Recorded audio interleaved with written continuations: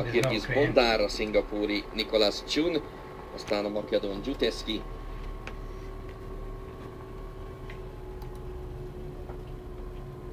a 9-esen pedig a bosnyák Malik Selimovic. Akmensz a nagy esélyes Söliről a harmadik, a fehér hajóban a lett versenyző.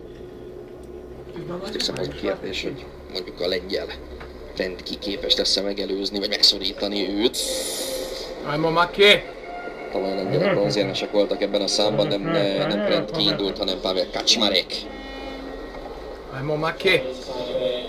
Nagyszerű rajtot vett Robert Akmensz, az Európa-bajnoki címvédő tehát. Igen, a 3-as pályán. De nagyon helyzet, itt is ugyanaz, az első 7 helyezett bejut a selejtezőből a középdöntőbe, az 5-ös pályán a lengyel a második, és közöttük az ukrán Shevchenko jön a harmadik helyen, legalább olyan magabiztosan nyeri ezt a futamot Akmensz, mint az imént Nádas Bence. Lengyel és ukrán, így a befutó az első 3 pozícióban.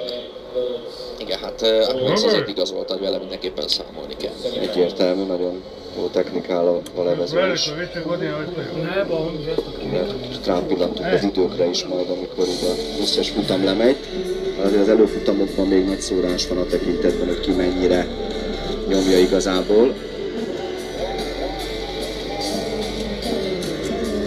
Érdekes képek a rajt utáni 10 másodpercekben.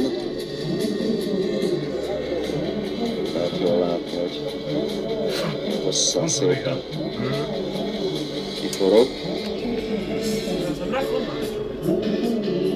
Tettünk már említést azzal kapcsolatban, hogy annyira más felkészülést igényel egy 200-as verseny, mint mondjuk az 1000-es táv.